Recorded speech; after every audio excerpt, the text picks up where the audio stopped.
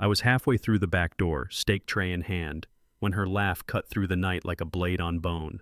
Brielle's voice, smooth, practiced, spilled through the glass. "Bless him," she said. "He still thinks I need him to run the business." 3 women laughed. The fire pit cracked. My own backyard, my own damn kingdom, turned courtroom, and I was the fool on trial. The stakes cooled. My grip didn't. Every word was a hammer against everything I'd built. Every sleepless night, every nail, every promise. You ever hear someone you love rewrite your story while sitting in the house you bled for? That's the kind of sound you don't forget. I didn't scream. I didn't beg. I just whispered to myself, "It ends tonight." If you've ever been laughed at in your own home, hit subscribe, because this is where a man stops breaking and starts rebuilding. I slid the door open and walked in like I hadn't heard a thing. Set the steak tray down. No hurry, no shake. Brielle turned. The smile died on her face. Her friends froze, glasses half tilted, eyes cutting away like they'd been caught stealing. I looked at her. Not past her. Through her. "You think you're above me?" My voice was low, even. "Then end it tonight." No speech, no scene, just that. The backyard went quiet. The fire popped once, like a bad joke landing flat. Someone coughed. The music on her phone kept playing a happy song that suddenly sounded cheap. She opened her mouth, closed it, tried again, softer, like I might change if she lowered her tone. I didn't. I wasn't going to beg for the house I built. I wasn't going to explain my worth under my own roof. I wasn't going to teach people with full glasses what an empty man feels like. I picked up my jacket, took my wallet, left the tray where it was. The stakes could cool with the conversation. On my way out, I said nothing else. Silence was the cleanest cut, cleaner than rage, cleaner than tears. The door clicked behind me. In that small sound, something old ended, and something harder in me, older than this marriage, locked into place. I walked toward the garage. The garage light buzzed on, cold, honest. I hit the shelf with my elbow and the key ring slipped, clattering across the concrete. That sound, metal on floor, rang out like a verdict. Keys mean control, doors, ignition, access. Mine were on the ground. I bent to pick them up and saw the picture on the wooden shelf. Me, Brielle, Owen at the county fair, sunburned and grinning, grease on our chins from cheap burgers. It was framed in dust. I wiped a thumb across my son's face. The smile under the grime looked younger than I remembered. So did I. My phone lit up. Group chat. Her friends. A GIF. A joke about self-care. Another ping. Brielle. "Let's talk when you calm down." Calm down? I didn't type a word. Not to them, not to her, not yet. I pocketed the keys, felt their weight, chose to carry that sound, the clatter, as a reminder. I could fire off a reply. I could storm back in, throw a grenade and feel big for 5 minutes. Or I could pick the lock the right way, facts first. I took one last look at the photo, not for nostalgia, for aim. Then I grabbed a duffel, the old boots, the folder with our tax returns, the spare charger. I hit the garage door button. The panel rattled up and the night came in, cool and wide. I stepped into it, quiet as a loaded truck. The highway ran black and empty, a ribbon with a mean memory. Exit signs slid by like cold advice. I took one. Neon flickered over a tired motel, half the letters out, all the truth showing. I paid cash. The clerk didn't look up. Inside, the air was freezer cold. The unit rattled, steady as a bad thought. I set the duffel down, sat on the edge of the bed. Springs complained. Good. Something else could carry weight for a minute. In the bathroom, the mirror was spotted and honest. I stared at the man in it. Knuckles scuffed, eyes steady. Not a victim. Not tonight. The phone in my hand felt heavier than it should. I scrolled to Derek, hit call. He picked up fast. "Cass?" I didn't clear my throat, didn't spin it pretty. "Pull the books," I said. "Last 3/4, all of it." Silence, then the low clack of his keyboard through the line. "Something specific?" "Yeah." I watched the condensation crawl down the glass. "Something stinks." The AC coughed. A car door slammed outside. ice machine clunked like a slow heart. I stood there with the phone to my ear and the mirror at my back, and for the first time all night the noise helped. It pressed me flat, like a hand on a wrinkled shirt. It made one thing simple. We don't guess. We measure. Then we cut. While Derek dug, my head ran its own inventory. I saw the shop light from those first winters, yellow, stubborn, swinging over a stack of wet lumber. Me at the table saw, glue on my sleeves, counting inches like prayers. Rain at the job site, steel studs cold in my grip. We lifted until our shoulders burned and the sky quit laughing. Back then, the office was a garage that smelled like sawdust and coffee. We stole a desk off Craigslist. I taped a paper sign to the drywall, Holt Builders. It curled at the edges, but it held. And Brielle, heels clicking, glass of cab in hand, talking fast in rooms where nobody knew me. Eyes, smiles, cards. She made new doors. I hung them straight. Different kinds of work. Same truck, I thought. Same road. I remembered telling her that once, hands black with stain. This is us, shoulder to shoulder. She tilted her head, all shine. It's called leverage, Cass. That word stuck to me like grit. I washed my hands. It didn't come off. Here's the difference. I mortgaged sleep. I borrowed against my back. I kept the notes current with sweat. She financed her image. I financed our name. The AC rattled. The paper sign from our first week flashed in my mind again. Cheap, stubborn, ours. I called it partnership. She called it leverage. Leverage. The word still scraped. It pulled up another night like a splinter. Owen on the couch, thumb flying, TikTok blasting a guy in a black turtleneck talking brands and funnels like they were gospel. Mom's got the modern playbook, he said, eyes on the screen, not on me. She knows where attention lives. I stood in the doorway, hands still marked from stain, lower back hot from a long lift. That so? I tried to smile. It didn't reach either of us. The video kept spitting out answers for problems I'd solved with a tape measure and a level. Create a narrative. Optimize perception. Outsource legacy. Cute lines for people who never had to make a door hang true in a crooked frame. Owen nodded along like it was a coach talking plays. I could feel the house shift a half inch, toward her language, away from mine. He didn't mean harm. He was speaking internet. I was speaking wood. The TV glow made the room look smaller. My shoulders felt wider than the doorway and not half as useful. I picked up the remote. Click. Black screen. Night, kid, I said, tired, steady.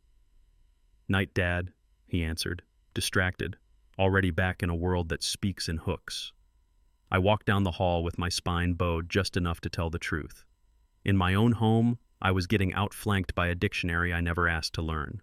They say be strong, be steady, be the rock. They don't say where rocks go when the river cuts deeper. I used to have a bench crew, Friday beers, dumb jokes that landed. Now it's calendars and polite rain checks. I used to get the you good texts. Now I get links, articles, podcasts, advice shaped like help, but not quite help. I scroll old threads and the bubbles feel like ghosts.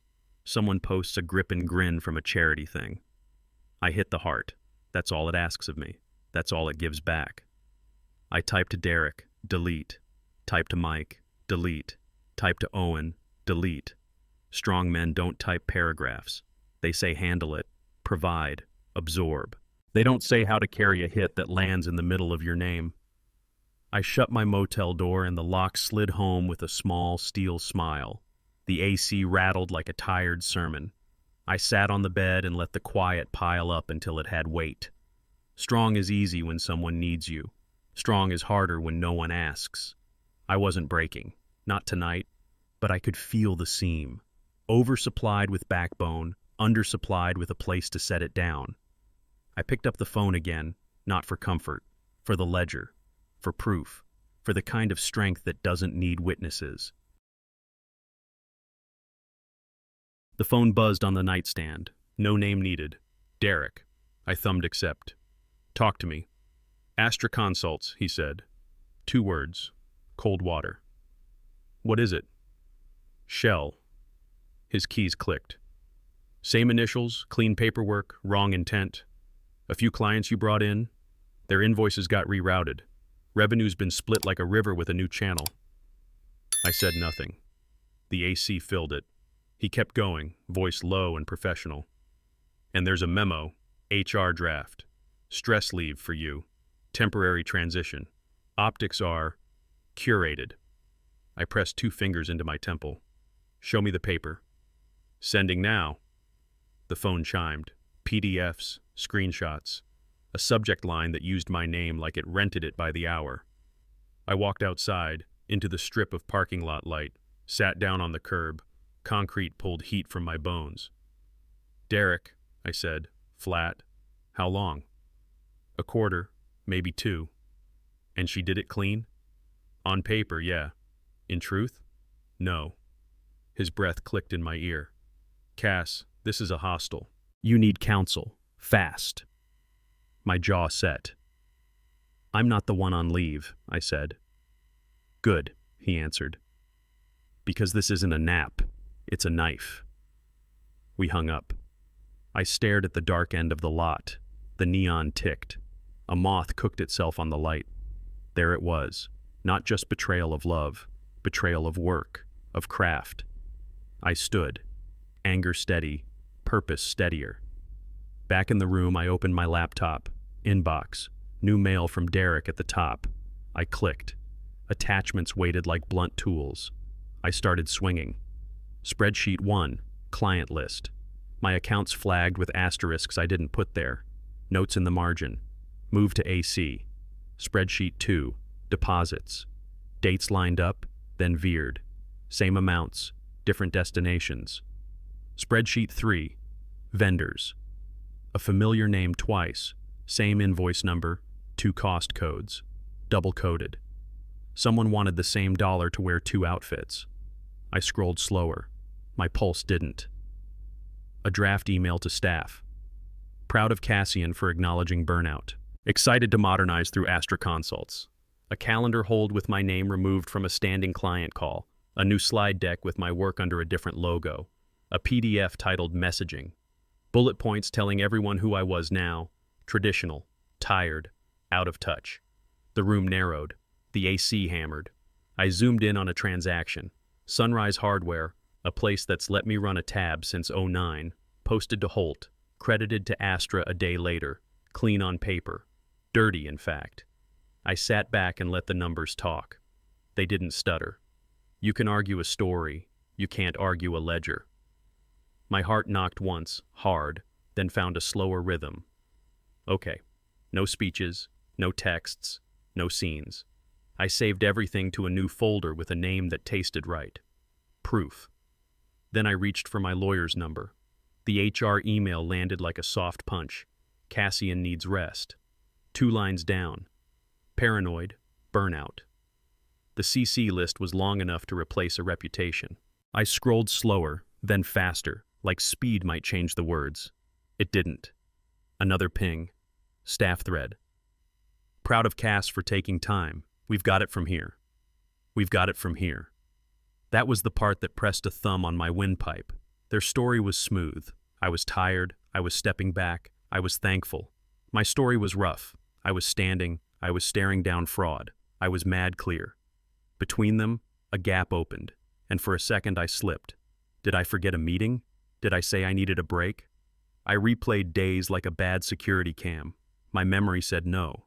Their emails said yes. Which one gets believed in a bright office with good coffee? I held my breath without noticing. Let it out slow. I read the draft again. Transition support. Like it was a kindness. It wasn't. It was a net that looks like a blanket. I'm not going crazy, I told myself, clean as a level on fresh studs. Then another message hit from an unknown number. 7 p.m. Target parking lot. Come alone. No drama. A name followed. Jules. I closed the laptop and stood up. Their version had reach.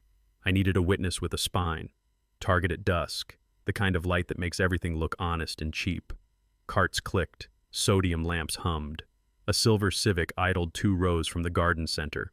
Window rolled down with that tired motor sound. Jules sat inside, eyes ringed, both hands on the wheel like it might run off. Cass, she said, voice small but steady. I can't carry it anymore.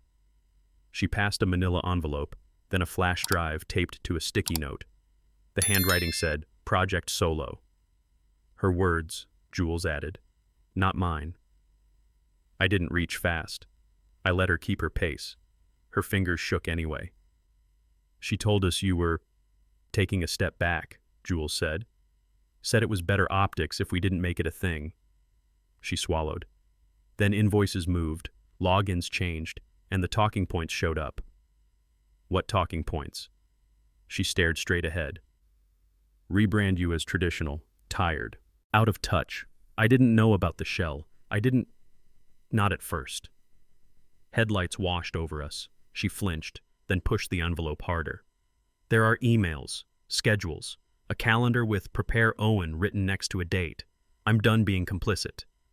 I took the folder and the drive, lightweight, heavy as a verdict. You safe? I asked. I don't know, she said, honest as the parking lot light. But you weren't. Not for months. I nodded once. No promises, no speech. Thank you, I said. When she drove off, I stood under the hum and felt something shift. Not mercy, not rage, momentum. I parked under that humming light and opened the envelope on my tailgate. 5 pages slid out like blades. Page 1, big black header. Rebrand Cassian, out of touch. The notes under it were neat, confident. Traditional, resistant, grateful to step back. They were authoring a new me, and I hadn't been invited to the first draft.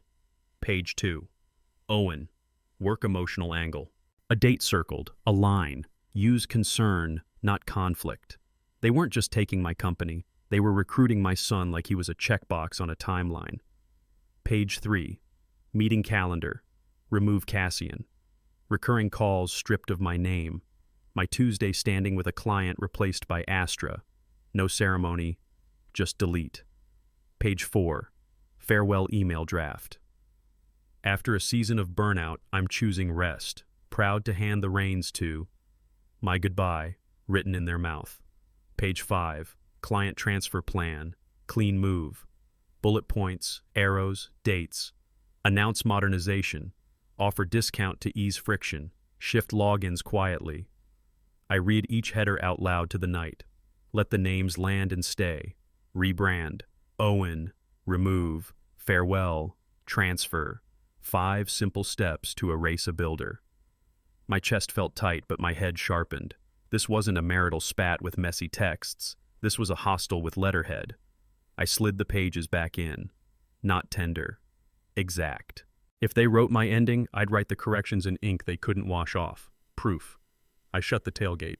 Time to stop bleeding and start filing. Back in the room, I cleared the motel desk with one sweep. Plastic cup, old brochure, the remote. Space helps a man aim. Laptop open. New email. Subject line, fireproof me. The body wrote itself, clean and spare. Timeline of what I'd heard, what I'd found, who'd said what. Attachments stacked. Derek's spreadsheets, HR drafts, the 5-page plan, screenshots with timestamps, the transfer map that called robbery modernization. I didn't vent. I verified. I addressed it to Avery Chen. Hard-nosed, quiet reputation. Zero appetite for theater. Sent. Her reply came fast enough to feel like a door opening. 9:00 a.m. Bring originals. This is bigger than divorce. Good. We were talking like grown-ups. I printed everything at the motel desk, paper warm in my hands, slid it into a hardback folder I kept for permits and inspections. My kind of armor. Then I labeled the spine with a Sharpie, Holt, injunction pack. Anger still hummed, but it had a job now. It wasn't gasoline anymore. It was a nail gun. Point, fire, move. I checked the list twice. IDs, contracts, tax returns, text backups, the thumb drive from Jules. Zipped the folder, set an alarm, sat on the bed and felt the room steady. They'd framed this as kindness. Stress leave. Supportive transition. I reframed it as what it was. Theft dressed as therapy. Morning would be paperwork and teeth. Tonight was simple. Breathe, guard the evidence, and show up sharp. I stared at the folder on the motel desk, then hit his name. He answered on the second ring, breath quick like he'd been pacing. "Hey, Dad." "Quick question," I said. "You remember who built the conference table you sit at every Monday?" Silence, then a small laugh that wasn't funny. "You did." "And the skylights in estimating?" "You did." "And that oak trim in the lobby everyone thinks came from a catalog?" "You milled it in the garage." His voice steadied, then dipped. "Mom says you're burned out," taking a step back. "That it's temporary." I watched the ice creep along the motel glass. I kept my tone level. "Don't believe that. Not for a second." He didn't rush to fill the air. Neither did I. The quiet stretched until it held weight instead of panic. "I knew something felt off," he said finally. "You don't quit. Not like that." "I don't," I said. "And I won't." Another beat. "Is it bad?" "It's planned," I said. "But I'm planning back." I pictured his hands on that table, the one I sanded till my shoulders went numb. "When you put your elbows down tomorrow, remember who built it. That's the truth you can touch." "Okay," he said, softer. "Okay." "Sleep," I told him. "Let the wood do some talking." We hung up. The room seemed wider. Facts had a foothold. I found a diner with a flickering open sign and coffee that tasted like stubborn. Sat in a corner booth, folder spread, pen ready. The waitress topped me off without asking. Good woman. Red pen out, names down the left, dates across the top. I started drawing lines. Clients that shook my hand at job trailers now showing up under Astra. Asterisks where my initials used to sit. I circled every quiet move. Vendors next. My guys, people who'd floated me a pallet when a delivery ran late, suddenly processing through a new portal. Same invoice number coded two ways, once against Holt, once against Thin Air. Double-coded. I boxed them in red. I flipped to emails. Proud of Cass for taking needed rest. I scribbled false and an arrow to the HR draft. Then the calendar print, recurring Tuesday call gone, replaced with modernization briefing. I wrote stolen next to the time slot. The waitress slid me pie I didn't order. On the house, she said. I nodded, kept marking. A pattern rose off the paper like studs appearing from a chalk line. Rebrand, remove, reassign, replace. Not random. Rhythm. I capped the pen and looked at the mess I'd made clean. The map was ugly, but it was a map. I closed the folder and palmed its spine like a handle. Enough hunting. Now we build the case. Back at the motel, I flipped on the bathroom light. It hummed like a bad habit. The mirror was freckled with old water spots, honest about everything I didn't want to see. I looked myself in the eyes. Not past, not around. Straight on. They'd called me tired. Traditional. Out of touch. The man in the glass didn't look tired. He looked used. There's a difference. I let my jaw unclench. Breathed in through my nose until my ribs pushed back. Breathed out slow until the air turned cool. I ran a hand towel under the tap and wrung it tight. Then I wiped the mirror in slow circles, top left to bottom right, like sanding a door until grain shows. Spots gave way. Edges sharpened. The room pulled into focus. So did I. You build a life the same way you frame a wall. Measure twice, mark once, cut clean. Somebody knocked my lines crooked, then told me I drew them that way. Okay, redraw. I pressed the towel flat against the glass and felt the cold come through to my palm. Behind the smears, I saw the guy who poured slabs in the rain and kept his promises when nobody was watching. Not a victim. A builder with a bad night. I tossed the towel in the sink, walked out with my shoulders square and my name where it belonged, on the work. I cleared the motel desk again, made a clean field. Folder open, pen ready. First pass, evidence check. Spreadsheets, labeled, emails, printed and clipped. Thumb drive from Jules, tested and copied. Second pass, timeline. I drew a straight line across a fresh page and started pinning events to inches. First reroute, HR draft, project solo, client poach, staff memo.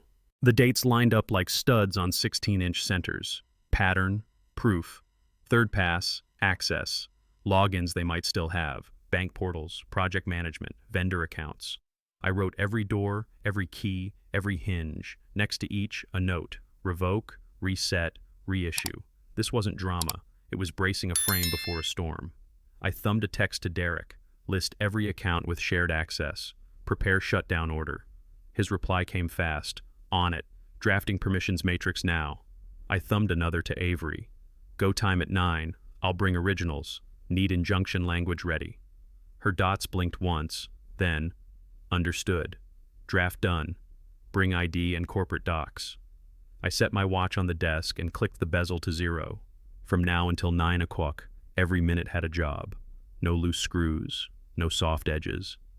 I read the plan aloud, line by line, until my voice found a level I recognized. You don't rush good work. You pace it right. In my chest, a quiet clock started. Not panic, purpose. I zipped the folder and leaned back. Let them write stories. I had a schedule and a hammer. Her office glared white through the windows, that expensive kind of clean that smells like lemon and new rules. I took the side entrance, badge still live, and the hinge whispered like it remembered me. Floor cleaner hit my nose first. Sharp, hospital honest. My boots found the rhythm without asking. Heel, toe, heel, toe. Every step a decision I didn't have to rethink. People looked up, then down. Screens lit faces. Nobody spoke. Good. I wasn't here for opinions. The glass along the corridor showed a moving cut of me. Jaw set, folder under arm, shoulders square. A man who knew the layout because he framed half of it.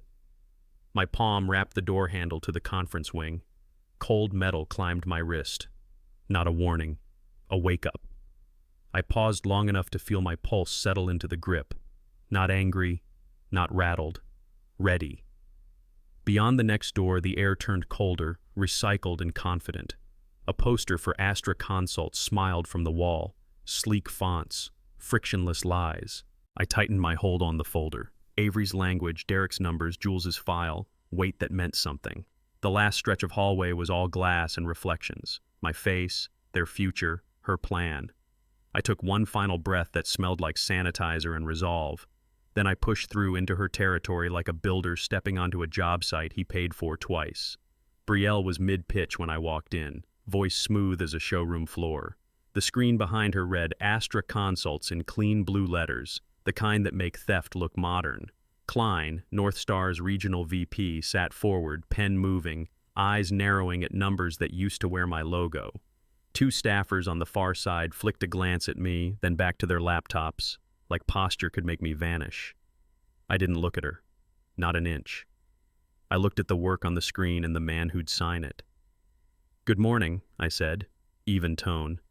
I'm Cassian Holt, co-owner of Holt Builders. Klein blinked, halfway to standing, like his knee made the decision before he did. I set the hardback folder down in front of him. No slap, just gravity. In here is a map of a shell company tied to the person pitching you, I said. Invoice splits, transfer plan, HR drafts to move me out for optics. If you sign anything today, you're stepping into a legal mess with my name on the door.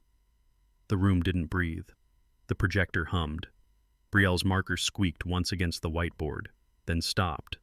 Klein opened the folder, read a line, then another. His face didn't change. His posture did.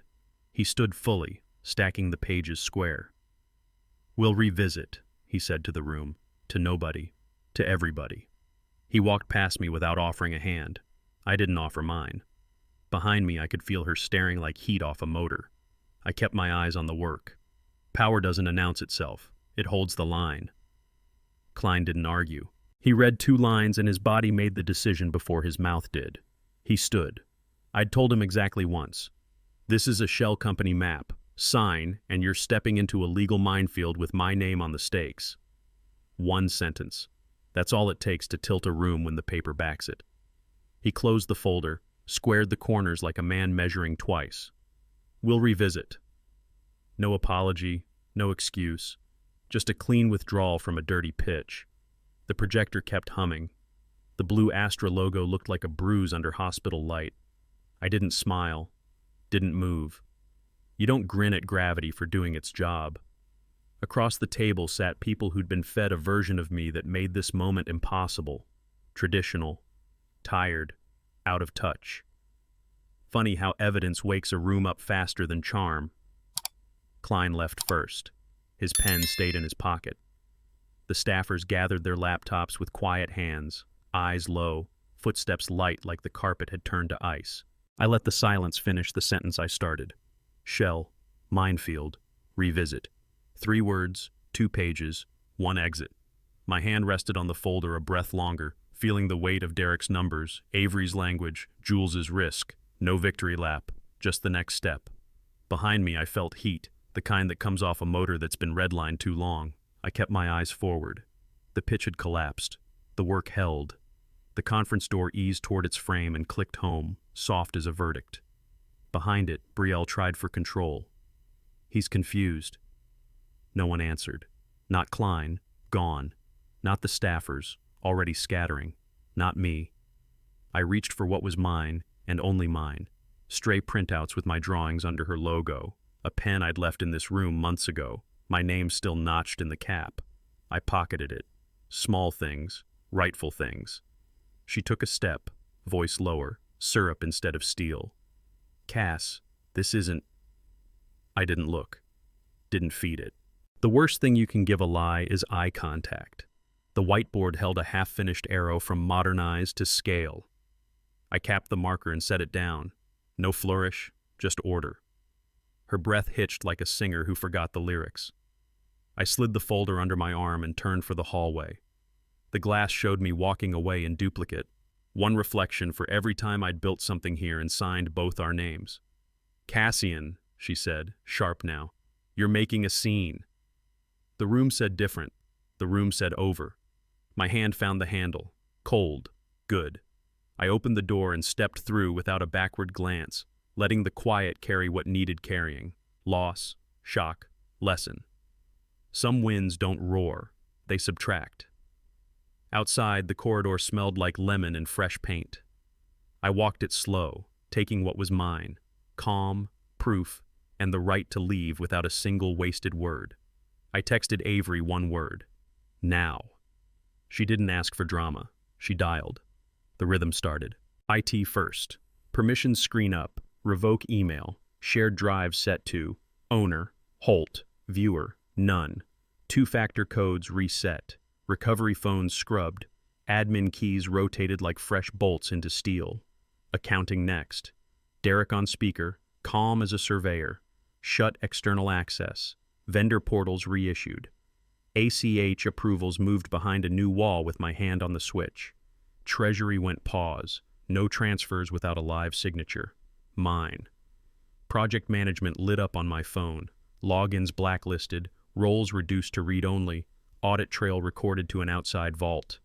The passwords they'd memorized turned into pumpkins at noon. Avery kept the cadence. Legal hold triggered. Deletion disabled. Remote wipe staged on flagged devices. She read account names like a bailiff, one after another, until the list ended and the room felt lighter. Derek sent a screenshot. A dashboard that used to be green was now firm, confident red where it needed to be. Not panic.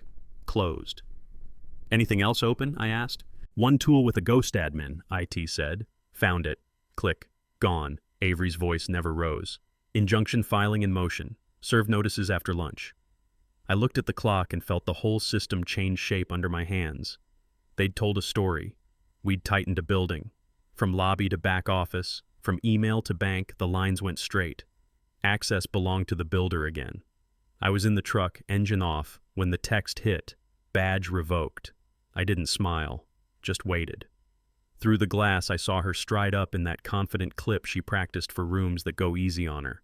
Betrayal lifted the lanyard, slid the card. The reader blinked. Beep. Red. She stared at the light like it owed her a second chance. Swiped again. Beep. Red. Steady as a stop sign. Her hand hit the handle with a flat slap that made heads rise at desks inside.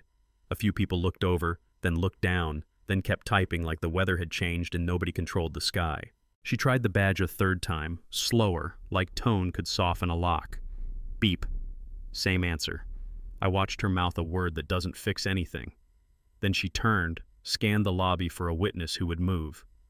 No one did. The receptionist kept her eyes on the calendar like it was the only holy thing left. Brielle's jaw flexed. The glass didn't care. That sound, the tiny beep, closed more than a door. It closed a version of us where I pretend and she takes. It wasn't vengeance. It was maintenance. Locks turn for a reason. She let her arm drop, stood there in the white light she'd chosen, and met the truth every builder knows. Access isn't a personality trait. It's permission. Earned. Kept. I slipped the truck in gear and rolled away. No horn, no victory lap. One clean tone, a chapter shut.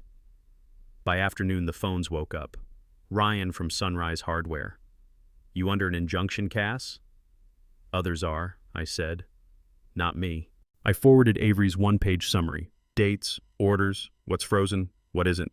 No spice, just law. Texts from the crew stacked. Mike. "Heard she's locked out. We still rolling pours tomorrow?" Me. "Yes. Schedule holds." Estimator. "Client asked if you stepped back for health. True?" Me. "False. See attached." I sent the clean brief again, the kind that reads like concrete cures. Slow, firm, final. Even the plumber called, a man who talks in parts and pressures. "You good, Holt?" "Working," I said. "We'll need you on North Ridge next week." "Copy," he grunted. "Heard she tried to badge in. Rough." The story Brielle scripted started melting under heat. HR's soft words ran downhill. Avery's language stayed put. Vendors who float good people gave me the long nod in their voices. Clients who care about delivery wanted one thing: certainty. I gave them a calendar, contact on call, and a chain of command with my name at the top. I didn't explain the marriage. I didn't paint motives. I let the injunction speak like a level on fresh studs, true or not. By evening, the rumor mill had new grist, facts, the kind that don't buzz. They weigh. The phone stopped feeling like a fire alarm and more like a punch list. We weren't hiding. We were operating. He knocked once and walked in like a man choosing a side, 2 paper cups in one hand, jaw tight. "Mom said you're having breakdowns," he started, eyes skidding off mine. "Said you're paranoid." I took the coffee, nodded at the chair. No lecture. I slid the hardback folder across the table. "Read." He thumbed the clips open. Lips moved without sound as he tracked lines he'd never been asked to see. Invoices rerouted, email drafts, HR memos, with my name softened into pity. He turned the page and stopped. The header sat there like a punch. Owen. Work emotional angle. His shoulders dropped, not theatrically, like a load finally found the floor. "She was going to use me," he said. Not a question. A diagnosis. I didn't reach for him. Didn't crowd the moment. "She planned," I said. "So did I." He flipped back through, slower now, connecting dates to days he remembered. "That Tuesday you missed? She moved you off the calendar." "I didn't miss," I said. "I was erased." He exhaled through his teeth, small and mean at himself. "I didn't want to pick sides." "You don't have to," I said. "The truth already did." He nodded once, eyes clearer than when he walked in. "You still pouring North Ridge?" "Tomorrow," I said. 7 a.m. He left one coffee behind and took the folder like it weighed what it did. Blood is one thing. Proof is the bridge. We stood by the door, 2 coffees gone warm between us. Owen looked older than he did an hour ago. "I don't want to pick sides," he said. "You don't need to," I answered. "The truth already did." He nodded, eyes still on the folder like it might move. He set it down and stepped in. The hug was short, no backslaps, no speeches, just bone and breath, 2 beats finding the same pace. We let go at the same time. He blew out a breath that sounded like a valve releasing. I felt something in my chest do the same. "You good?" he asked. "Good enough," I said. "We pour North Ridge at 7. He half smiled, the kind you earn. "I'll be there." He crumpled his empty cup and missed the trash can by an inch, picked it up, dropped it in, like details mattered again. On his way out, he paused, hand on the knob. "Mom called me last night," he said. said you manipulated everything. I didn't, I told him, and I won't. He held my eyes a second longer, then opened the door. See you at 6:30. When the door shut, the room didn't echo. It settled. The line between boy and man had a new mark on it. I picked up my own cup, tossed it clean, and felt the house I'd lost make a small sound in my chest, framing itself back, one stud at a time. My phone buzzed 5 minutes after Owen left. Jules. Carla's out, says Brielle's gone off the rails. Another ping followed, a screenshot of a vendor agreement with my name spelled right and my signature spelled wrong. I forwarded it to Avery. No commentary. Her reply came fast. Got it. Temporary restraining order. Fraud forgery basis. Drafting now. While she moved paper, the dominoes started their run. A subcontractor I trust texted. She tried to push a PO through with your sign-off. We declined. Thought you should know. Me. Appreciate it. Save the email. He sent it. Good man. Jules again. Carla says she warned Brielle. Brielle doubled down. Of course she did. People drunk on momentum don't see the wall. Avery called, voice smooth as a level. Orders in. Judge moved quick. She's barred from purchases, contracts, client outreach, anything that looks like your pen. Service goes out this afternoon. Copy, I said. Send me the clean summary. Already in your inbox. I read the one-pager and felt the ground get square under my boots. Terms, dates, teeth, no adjectives. By evening, a junior partner aligned with Brielle sent a neat little email, respectfully withdrawing from current initiatives. Translation, ship taking water. This wasn't a crowd anymore. It was a scatter. Not because of my voice, but because of the record. You don't argue with the wind. You watch which way the dust blows, and you build your wall on the side that stays. The courtroom ran cold, like someone set the thermostat to doubt. Gray plastic chairs, scuffed floor, a clock that ticked loud enough to measure nerves. I wore a navy suit that fit like a decision. Fresh shave, boots polished just enough to pass. Brielle slid in late, that old trade show blazer on her shoulders, still selling even here. Her lawyer looked like he'd been up all night searching for a speech that wouldn't stick. A bailiff called our names without music. Papers shuffled, pens scratched.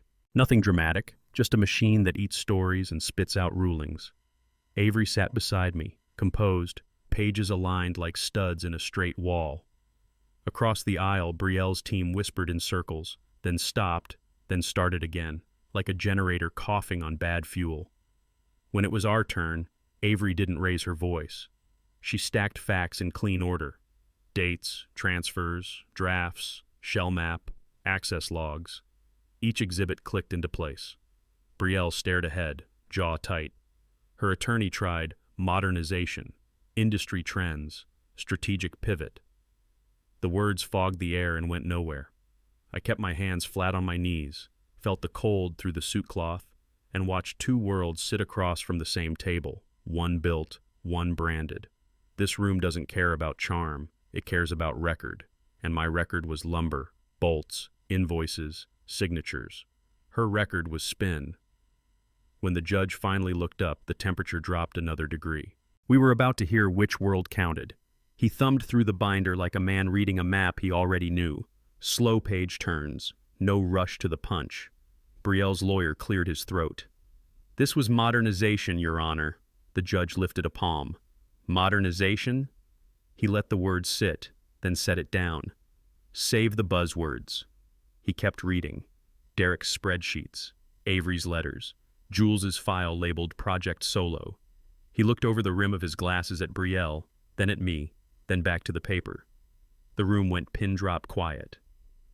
This is not innovation, he said, voice steady. This is a hostile takeover. Another page, another breath. He leaned back, hands steepled. You can't steal what you helped build just because you want it to look different. The gavel didn't need to be loud. It landed once, exact. Findings. I retain 100% ownership. Company, accounts, client lists, name. She keeps personal property, her podcast. No support. No claim on future profits, no access, clean lines, no smudge. Brielle didn't make a scene. She gathered a notebook like it could still argue for her in the parking lot. Her lawyer stared at the table grain. Avery slid me the written order. The weight of it felt like a beam settling true. I exhaled for what felt like the first time in weeks.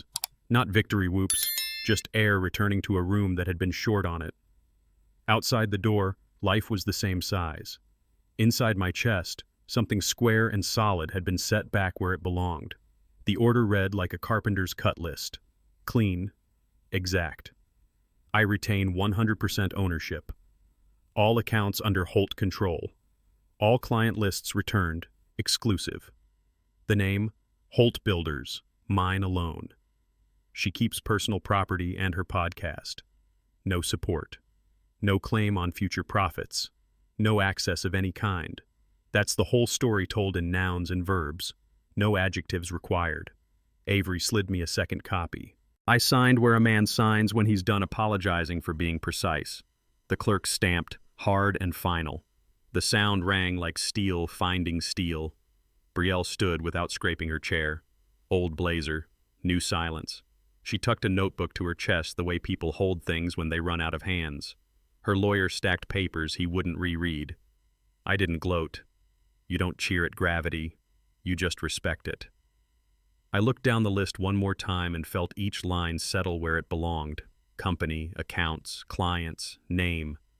The four corners of a life squared and plumb again. What won wasn't noise. It was record. What lost wasn't me. It was a plan that needed darkness to live. Avery nodded once, already on to her next case. I shook her hand and let go. I'd carried this weight in my teeth. The ink let me set it down. Outside the window, the day hadn't changed color. Inside my chest, the weather cleared. I stayed seated 10 minutes after the room emptied. No hurry. The courthouse AC hummed its flat, official hymn. The clock ticked like a nail gun on single shot. Steady, done. I spread my hands on my knees and watched them loosen, knuckles unwhite, fingers unhooked. The small muscles along my jaw stopped arguing with each other. I rolled my shoulders once and heard something soft reset. Combat mode has a sound, fast breath, hard edges, sentences built like barricades. Turning it off isn't a switch, it's a slow valve. I opened it. In. 4 beats. Hold. Out. 6. Again. The suit sat right. The boots felt like they belonged to a man going home instead of a man going to war. I let my mind walk a short path, the glass hallway, Klein's face when paper outweighed pitch, the beep that said no, Owen's shoulders dropping at his own name on their page, the judge's line, "You can't steal what you helped build." Each memory stepped where it should and then stepped aside. When I finally stood, it wasn't a rise so much as a return. My hands didn't reach for anything, they didn't need to. The folder under my arm carried itself. The door out felt light, the hallway didn't lean. Out on the steps, the air met me without testing me first. Storm's over, I thought. Not the work, just the weather. Time to build in clear sky. We were back at the shop by mid-morning. Mike had the lift out and the crew moving like muscle memory. The new sign lay on sawhorses, brushed steel, letters cut clean enough to shave with. Holt. No partner initials, no shadows. Owen held the ladder, boots planted, eyes up. I could feel his focus in the soles of my feet.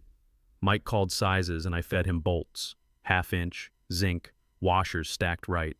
The first bracket took, the second bracket leveled it out. We checked the bubble. Dead center. The sun hit the metal and it held the light like it meant to. Mike set the top edge and I drove the last nut home. One good wrench bite, then a firm clack when the socket seated. That sound is its own language. Tight, true, done. Traffic rolled by. A few horns. A neighbor lifted a hand from a pickup and gave me a nod with weight in it. Not gossip weight. Respect. I stepped back with the crew and let the sign sit on the brick the way a name sits on a life. Earned, square, unborrowed. Owen stayed at my shoulder, breathing easy. The wind moved through the yard and didn't take anything with it. I wiped my hands on a rag and felt steel under skin, the kind of solid that doesn't need to say it's solid. The wall had a name again. So did I.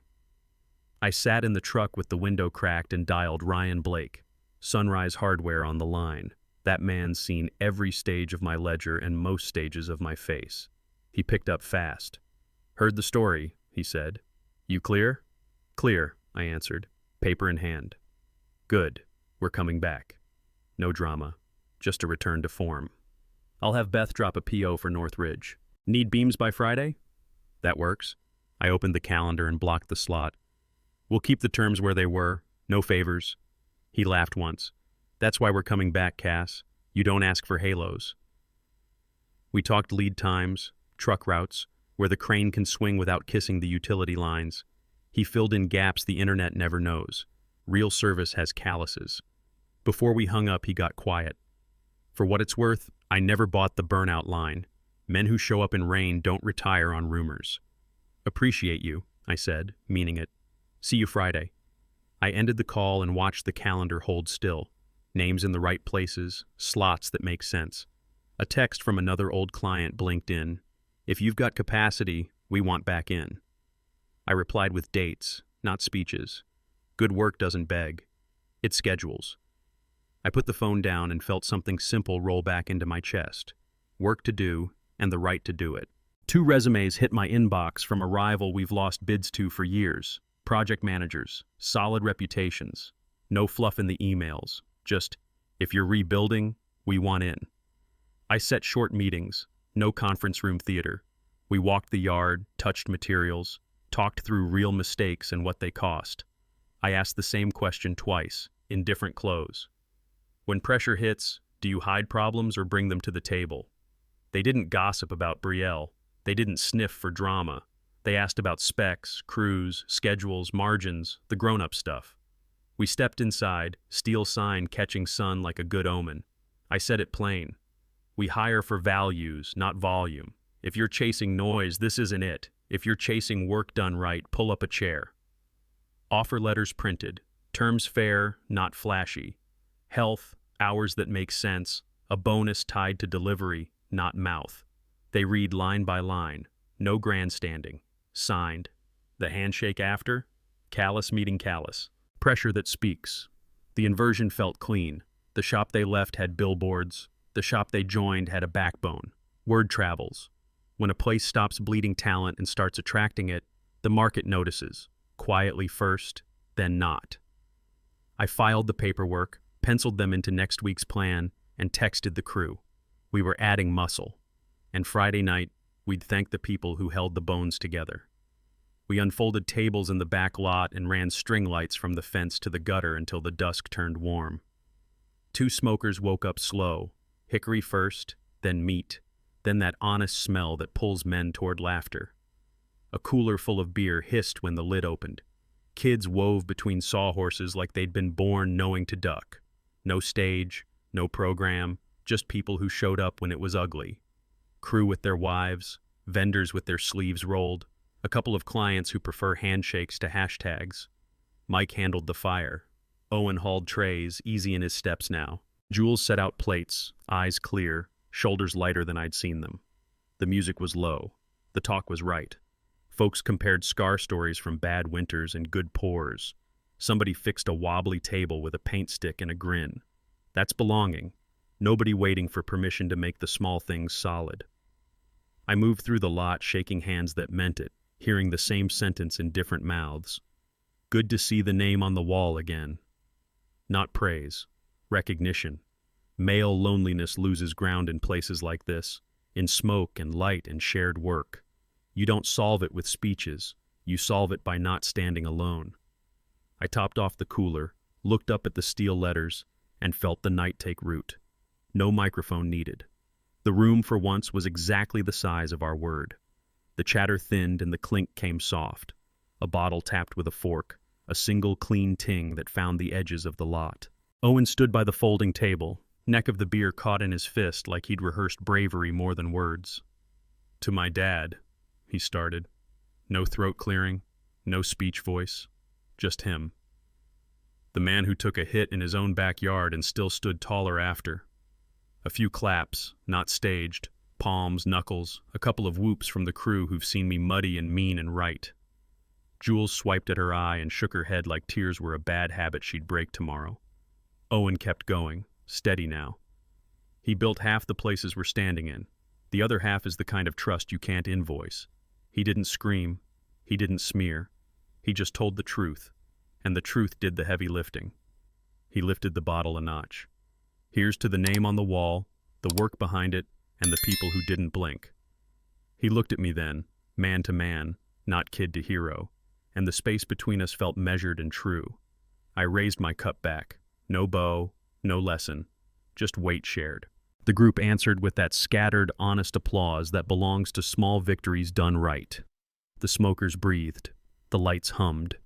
For once, validation didn't sound like noise. It sounded like home. Someone called for me to say something. I shook my head, then nodded once. Enough. I held the cup where everyone could see it, but not like a trophy. We keep building, I said. That was it. A ripple of low laughs ran the tables, relief, not comedy. Mike flipped a slab, fat hissing like a promise. Somebody slid more ribs onto the hot spot. The country track in the background hit a chorus. People half knew and hummed anyway. Wind moved across the lot and came back warm, like it had touched every shoulder and found no one alone. Owen bumped my arm with his, a small check-in that didn't ask for a reply. Jules handed a plate to a vendor who'd kept my lights on in January's worse than this year. Ryan from Sunrise told a story about a busted pallet and a favor returned. Heads nodded. Hands worked. The night didn't need direction. It had a backbone. I took a slow drink and let the sentence sit where it landed, on steel letters, on sawdust ground into boot soles, on people who chose to stay when staying wasn't fashionable. The quiet after a short line is different than the quiet after a long one. It holds. We don't talk legacy here. We stack it. We keep building. On trust, on truth, on work that knows your name when the lights cut. I swung through Lowe's for brackets and caulk, the kind of list that says a day ended right. End caps shouted discount in big red tags. The paint aisle smelled like fresh starts and cover-ups. She was there. Betrayal, clearance rack, holding a dented can of primer like it could do more than it's built to. Oversized sweatshirt, no heels, hair pulled back the way you do when you're tired of arguments. We saw each other in the same second and looked away in the next. No orbit, no pull. Just two carts, one past the other, a clean pass on polished concrete. No speech rose up in me, no lightning line to win the moment. The aisle didn't ask for it, neither did the truth. We'd already been measured and cut in a room built for that.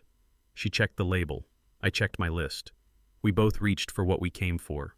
There's a myth about closure that sells well in shiny places, that a final talk ties a bow. Bows are for gifts. This was maintenance. Locks changed.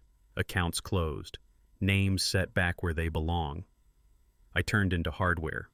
The wheel squeaked once and quieted. Behind me a cart moved the other way. No chase. No echo. Primer covers stains. It doesn't rebuild framing. We were past paint. After lockup, the yard went dim except for the spill from the office windows. I killed the last switch and stepped outside. The night held steady. I stood under the steel letters and let them take up the space they'd earned. Holt. Brushed metal, edges clean. They didn't glow. They didn't need to. The moon did enough, slipping along the strokes like it approved. Gravel held a day's heat under my boots. Small warmth, honest. The wind moved across the lot, checked the rigs, found nothing loose. Somewhere a chain clinked, then settled. I didn't run a highlight reel, didn't narrate my own life. The sign already did. Company, accounts, clients, name, a list you can touch, a weight you can carry. Men talk a lot about legacy when they're scared it won't show up. Tonight it showed up without a word. In steel, in crew, in the way the lock turned smooth on the door behind me. I tried on a smile and kept the smallest version. Enough. No one gets to define me at a distance. Not an email, not a rumor, not a plan written in someone else's font. I breathed in sawdust ghost and cool air and the kind of quiet that holds. Then I headed for the truck, keys easy in my hand. Work waiting tomorrow. Name on the wall. That's identity. Not loud. True. Safety. The footing's back, locks changed, accounts clean. Doors that open belong to me again, and the ones that don't. The house inside my chest stopped creaking. Love. My son came home on truth, not pressure. A short hug, a longer breath. Two men finding the same pace without a script. Honor. The name stayed on the wall, not because I shouted, but because the record held. Steel letters don't brag. They endure. Self-respect. I chose the ledger over the tantrum, paper over poison. I didn't swing wild. I measured and cut. Some nights that's what manhood is. Restraint with teeth. Legacy, not smoke, not slogans. Steel where the ash used to be. A sign that doesn't need light to be seen. 5 hits. 5 studs, plumb and true. That's the frame I stand in now. If you've ever been laughed at in your own backyard, hear me plain. When they tried to take what I built, I rebuilt it. Higher. Tell me in the comments where you're rebuilding. Marriage, business, your name. What did you secure first? Safety, love, honor, self-respect, or legacy? Your story might steady another man's hand. Hit subscribe if this spoke to you.